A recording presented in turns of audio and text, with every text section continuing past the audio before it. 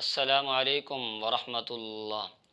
قربانی کے واجب ہونے کی کتنی صورتیں ہیں، یعنی کن کن صورتوں میں قربانی واجب ہوتی ہے، اور نمبر دو، قربانی کے واجب ہونے کی شرطیں کتنی ہیں اور کون کون سی ہیں، یعنی کون کون سی شرطیں پائی جائیں تو قربانی واجب ہوتی ہے۔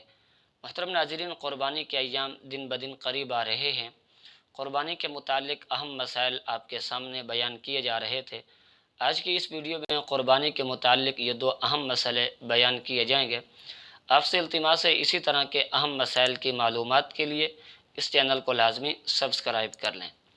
محترم ناظرین، قربانی کے واجب ہونے کی صورتیں کتنی ہیں اور قربانی کے واجب ہونے کی شرطیں کتنی ہیں، یہ دو الگ الگ مسئلے ہیں، ان کو اچھے طریقے سے سمجھ لیں۔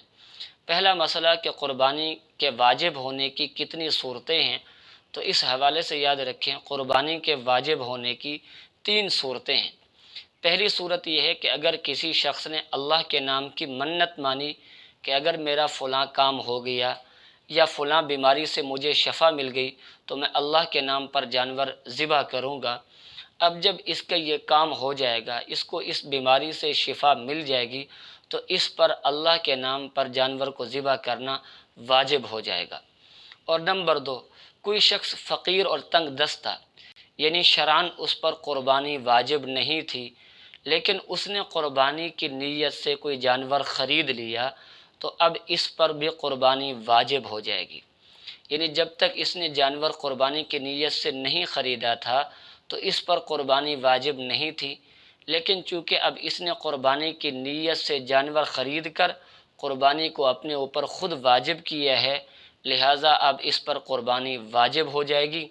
اب یہ ایسا نہیں کر سکتا کہ میرے اوپر قربانی تو واجب نہیں ہے، لہٰذا اس جانور کو بیچ کر پیسے اپنے ذاتی استعمال میں لگا لوں، یا اس جانور کو اپنے پاس ویسے ہی رکھ لوں، اس کی قربانی نہ کروں۔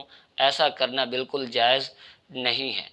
اور نمبر 3، قربانی جو کہ سنت ابراہیمی ہے، 10 ذی الحجہ سے لے کر 12 ذی الحجہ کے غروب آفتاب تک جو قربانی کی جاتی ہے، یہ کس شخص پر واجب ہے؟ اس کے لیے 4 شرطیں ہیں۔ جس شخص کے اندر یہ 4 شرطیں پائی جائیں گی، اس پر قربانی کے دنوں میں قربانی واجب ہو جائے گی۔ وہ 4 شرطیں کون سی ہیں؟ پہلی شرط ہے عاقل بالغ ہونا۔ اگر کوئی شخص مجنون ہے یا کوئی بچہ نابالغ ہے، اب اس پر قربانی واجب نہیں ہے، اگرچہ ان کے پاس اربوں روپے کی جائیداد ہی کیوں نہ ہو، اس لیے کہ قربانی عبادت ہے اور عبادات کے مکلف جو ہیں وہ عاقل بالغ ہیں۔ اور دوسری شرط ہے مسلمان ہونا۔ کافر قربانی کا اہل نہیں ہے، اس لیے کہ قربانی عبادت ہے اور عبادات کا اہل جو ہے وہ مسلمان ہے، کافر نہیں ہے۔ اور تیسری شرط ہے مقیم ہونا۔ اگر کوئی شخص مسافر ہے اور سفر شرعی پر ہے، اس پر بھی قربانی واجب نہیں ہے، اگرچہ وہ اربوں روپے کی جائیداد کا مالک ہی کیوں نہ ہو۔ اب انسان مسافر کب بنتا ہے، سفر شرعی کتنا ہے؟ تو اس کے متعلق بعض علماء فرماتے ہیں کہ 77.5 کلومیٹر، اور بعض حضرات فرماتے ہیں کہ 92 کلومیٹر جو سفر ہے، اس پر انسان مسافر ہو جاتا ہے۔